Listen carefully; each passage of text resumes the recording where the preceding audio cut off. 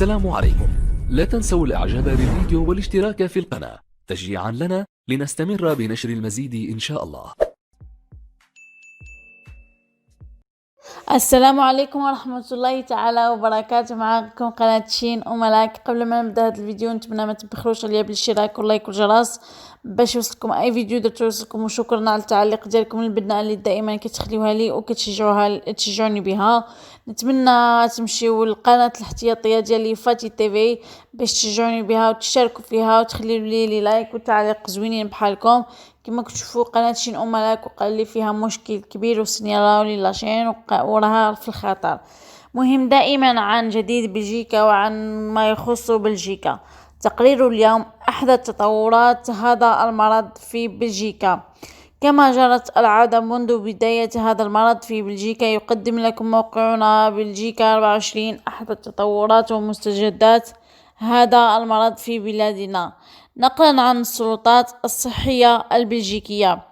ووفقا لأحداث التقرير الصادر عن المعهد الملكي للصحة العامة، بلغ متوسط عدد الإصابات بهذا المرض 1913.6 حالة يوميا بين 24 سبتمبر و 30 سبتمبر، بزيادة 20% عن فترة 7 أيام السابقة.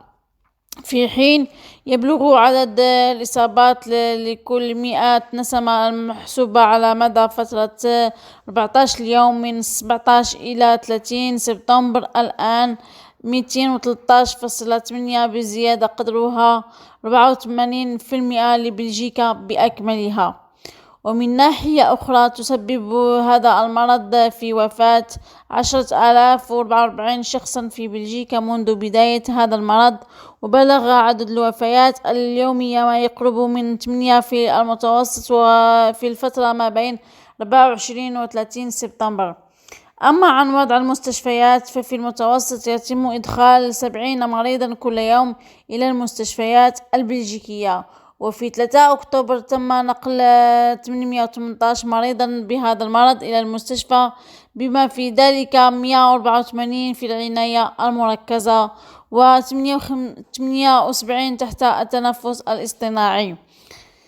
Épidémie, il y a eu près de 3400 nouvelles contaminations enregistrées ces 24 dernières heures.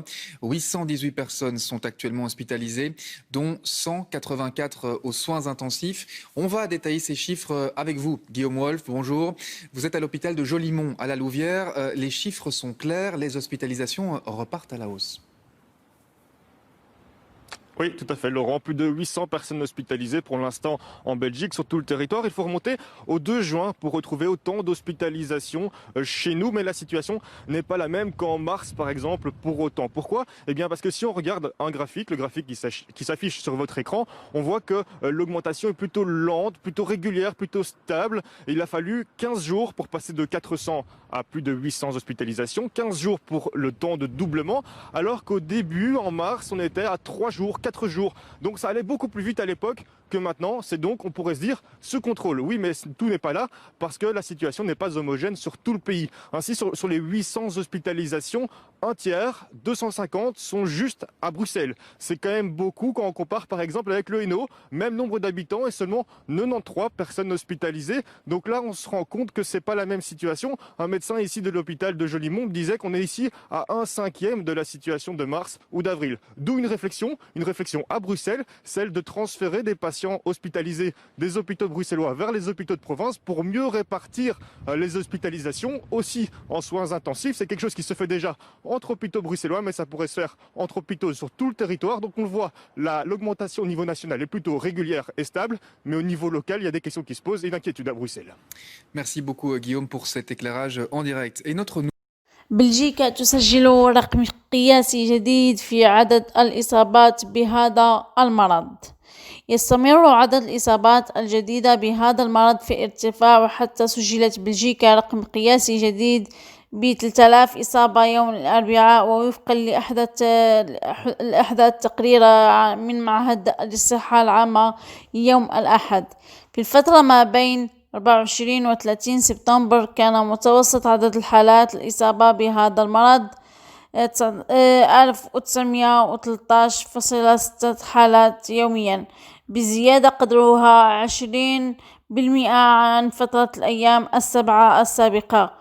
ويوم الأربعاء 30 سبتمبر تم تشخيص 3004 أشخاص بهذا المرض، وهو رقم قياسي لم تشهده بلجيكا منذ بداية هذا المرض. وخلال الفترة من 24 إلى 30 سبتمبر تم إجراء الحالات 253.747 اختبارا بمتوسط يومي 36.52 فحصا. وكان عدد الإصابات لكل 100 ساكن محسوب على مدى فترة 14 يوما من 17 سبتمبر إلى 30 سبتمبر 2013.8، بزيادة قدرها 84% لكامل بلجيكا. وفيما يتعلق بالوفيات، تسبب هذا المرض الجديد في وفاة 10,044 شخصا في بلجيكا منذ بداية هذا المرض. بلغ عدد الوفيات اليومية ما يقرب من 8 في المتوسط بين 24 و 30 سبتمبر. بالإضافة إلى ذلك يتم إدخال حوالي 77 مريضا يوميا إلى المستشفيات البلجيكية، وحتى يوم السبت كان هناك 818 مريضا في المستشفى بسبب هذا المرض، من بينهم 184 في العناية المركزة. Ce dimanche, il se dit inquiet de l'évolution de l'épidémie. À titre personnel, il conseille de limiter ses contacts en dehors du ménage à seulement 3 personnes. Je vous propose de l'écouter. Il est au micro de Silvia Falcinelli. Mais je crois qu'on peut rester dans l'architecture qui a été décidée par le gouvernement précédent. Donc c'est une norme individualisée en ce qui concerne les contacts rapprochés. Rapprochés, ça veut dire 15 minutes ou plus, moins d'1,50 m, pas de masque, ça c'est un contact rapproché. Et donc, on a dit au maximum 5. Personnellement, je crois que 3 est mieux que 5. Et donc, à mes amis, je dirais, peut-être il est sage de limiter ça à 3. Hein? Rien n'a été décidé. Je ne suis pas en panique, mais je vois les chiffres et on connaît les dangers de cette situation. On connaît les risques. Le risque, c'est le dérapage, c'est l'explosion. On peut l'éviter et ça dépend de nous. الرئيس الأمريكي ما زال يؤدي واجباته الرئاسية على أكمل وجه، على الرغم من قلق الأطباء بعد أن هبط مستوى الأكسجين في دمه. هذا ما يحاول الرئيس الأمريكي تأكيده عبر هذه الصور التي نشرها من مكاتب مستشفى والتر ريد العسكري، وعبر الفيديو الذي نشره وبدأ فيه منهكا. حين جئت إلى هنا كنت أشعر بالإعياء، أما الآن فأحس بتحسن كبير. الأطباء يعملون بحزم لإعادتي إليكم بسرعة. سأعود على ما أعتقد قريبا جدا. شكرا جزيلا لكم. كبير موظفي البيت الأبيض مارك ميداوز أكد أن الوضع الحالي لا يستدعي نقل السلطة من الرئيس الأمريكي، وأعلن على قناة فوكس نيوز الأمريكية أن ترامب حقق تحسنا لا يصدق بعد أن كان مصابا بالحمى وبعد الشكوك حول حقيقة حالته الصحية. الأطباء يؤكدون أن وضعه جيد، لكنه ما زال في مرحلة الخطر، في حين قال ميداوز سابقا قبل تراجعه عن أقواله أن اليوم الماضي كان مثيرا للقلق، وأن الساعات القادمة ستكون حاسمة لتحديد مستوى تعافي الرئيس الأمريكي. لا نعرف ولا تعرفون ما الذي سيحصل خلال الفترة القادمة. أعتقد أن هذا هو الاختبار الحقيقي، لذلك سنرى ما سيحدث خلال اليومين المقبلين. لم يكن لدي خيار، لأنني ببساطة لم أرغب بالبقاء في البيت الأبيض. لا يمكنني فعل ذلك. اضطررت للخروج. لا يمكنني أن أبقى محبوسا بغرفة في الطابق العلوي وآمنا بالكامل. في حين يتصدر المرشح الديمقراطي جو بايدن استطلاعات الرأي مع اقتراب موعد الانتخابات الرئاسية، وعلى الرغم من المعلومات المتضاربة حول صحة الرئيس الأمريكي، تجمع مؤيدوه أمام مستشفى والتر ريد لتقديم دعمهم للرئيس الأمريكي. هام جدا تدابير جديدة في بلدية مولمبيك لمكافحة هذا المرض. بسبب تفشي فيروس كورونا وزيادة الإصابات بهذا المرض، قررت بلدية موزمبيق الاتخاذ تدابير جديدة لمكافحة انتشار الفيروس، من بينها الحد من الحضور في حفلات الزفاف والجنازات والمسابقات الرياضية الداخلية بدون متفرجين، وطاولات لما يصل إلى 5 أشخاص في صناعة الفنادق والمطاعم، وإنشاء فريق كوفيد-19 لمراقبة الامتثال الإجراءات في هذا المجال. هذه هي بعض التدابير التي اتخذها مجلس رؤساء البلديات وأعضاء مجلس البلدية في بلدية موزمبيق يوم الخميس الماضي لمكافحة زيادة المفاجأة في عدد الحالات الإيجابية لكوفيد-19 التي لوحظت في هذه البلدية الواقعة غرب بروكسل.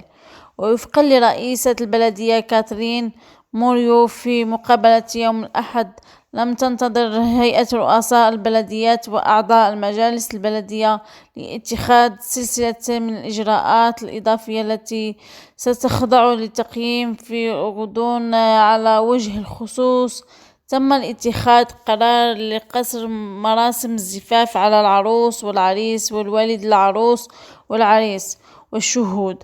بالنسبة للدفن، يقتصر الحضور في المقبرة على 15 شخصا.